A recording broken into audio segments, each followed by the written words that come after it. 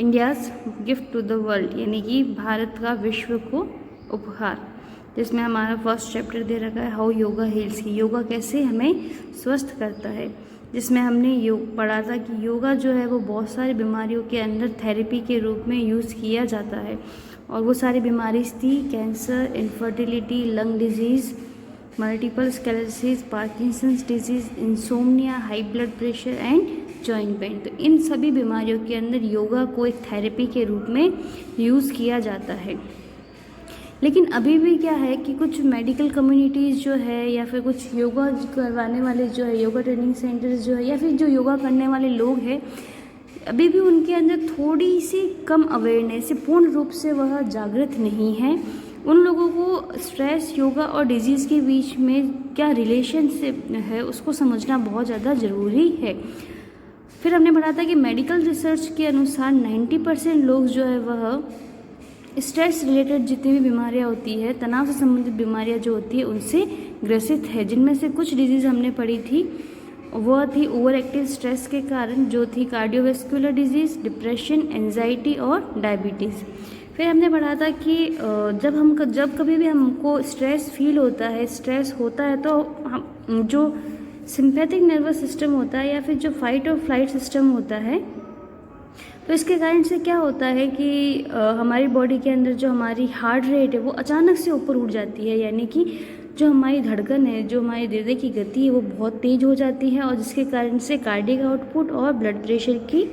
बीमारियां होने लगती है। फिर वो उसके अंदर स्वेटिंग, शैलो ब्रीथिंग और मेटाबॉलिज्म, ये सब बीमारियां जो उसके साथ में इंक्लूड होने लगती है। तो इन शॉर्ट ये कहा गया है कि अगर कोई भी बीमारी हमारी बॉडी के अंदर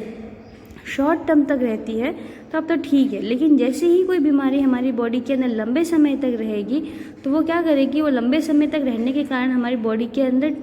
वियर एंड टियर, यानी कि वह तोड़ फोड़ कर देगी। और जो हमारी बॉडी के अंदर जो नेचुरल मेंटेनेंस है, यानी कि हमारी बॉडी के अंदर जब जन्म लेते हैं तब से प्राकृतिक रूप से खुद को स्वस्थ रखने का एक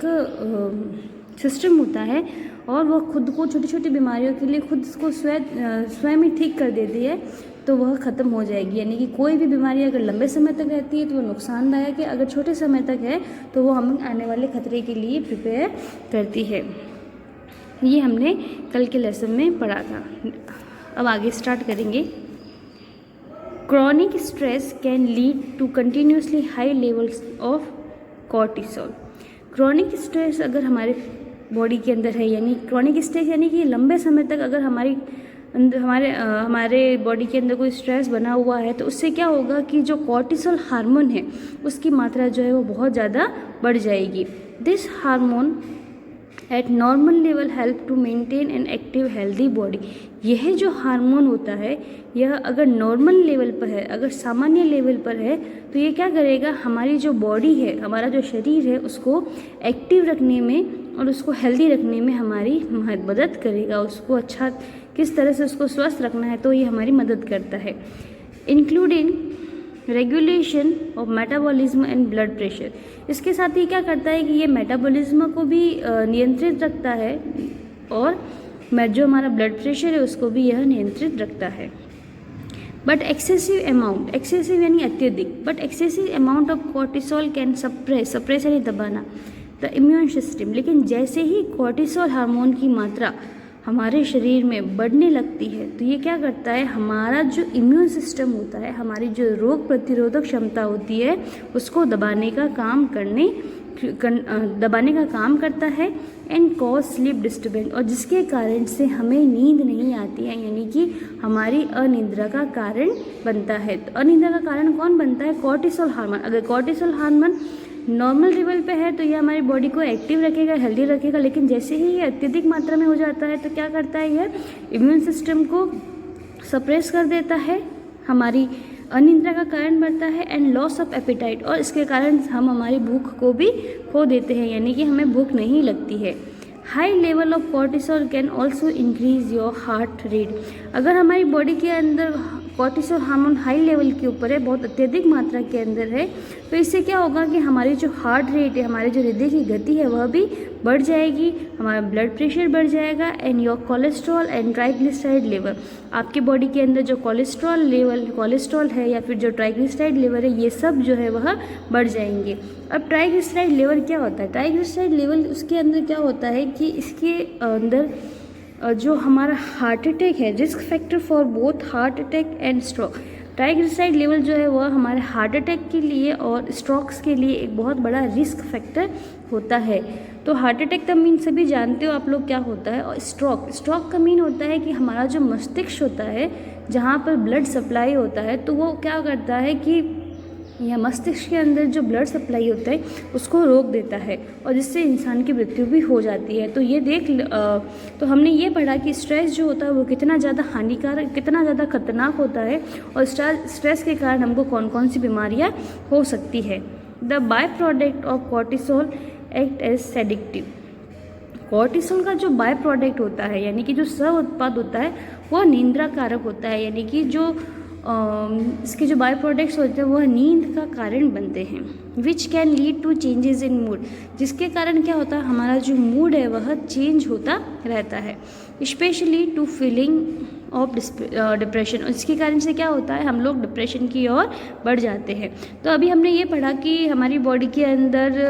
अत्यधिक मात्रा के अंदर अगर स्ट्रेस रहता है, कंटिन्यूटी में हमको स्ट्रेस रहता है, तो हमारी बॉडी के अंदर एक हार्मोन उत्पन्न होता है कॉर्टिसोल, और जो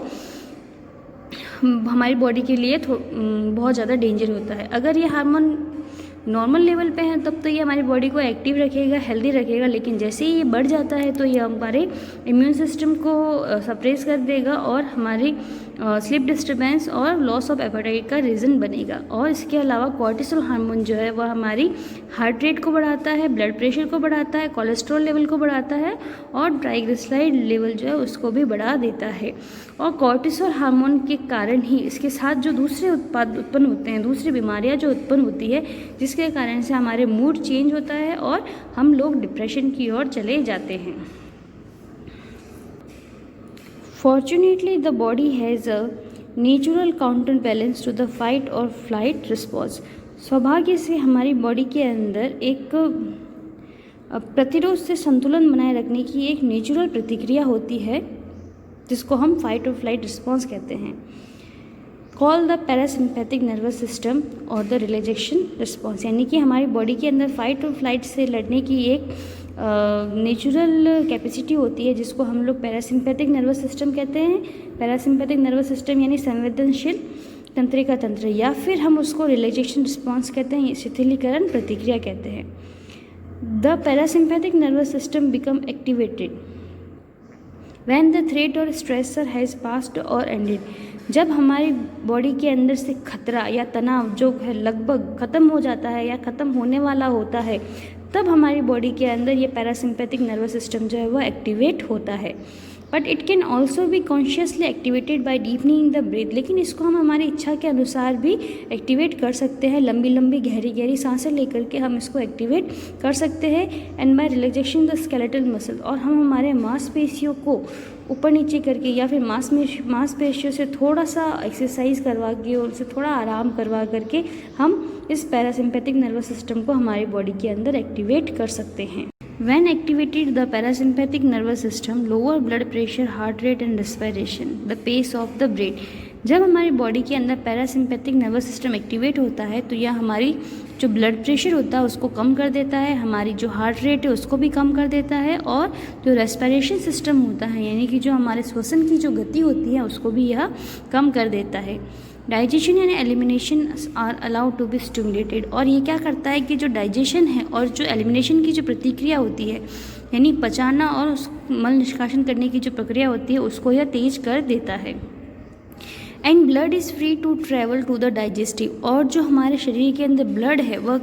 फ्री हो जाता है, यानी कि वह कहीं पर भी चला जा सकता है, कहीं पर भी ट्रैवल कर लेता है। फिर वो डाइजेस्टिव सिस्टम तक पहुंच जाता है, फिर प्रोडक्टिव सिस्टम तक पहुंच जाता है, हमारी जो ग्लैंडुलर होती है, हमारी जो ग्रंथियाँ होती है वहाँ तक भी पहुंच जाता है, और जो हमारा इम्यून सिस्टम होता है वहाँ तक भी यह पहुँच जाता है। यानी कि ब्लड जो है वो हमारी बॉडी के अंदर कहीं पर भी फ्रीली पहुँच जाता है।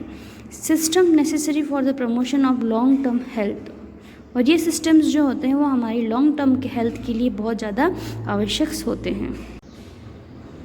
तो हमने क्या पढ़ा कि system necessary for promotion of long term health, कि ये जो सारे सिस्टम्स जो होते हैं यानी कि डाइजेशन, एलिमिनेशन,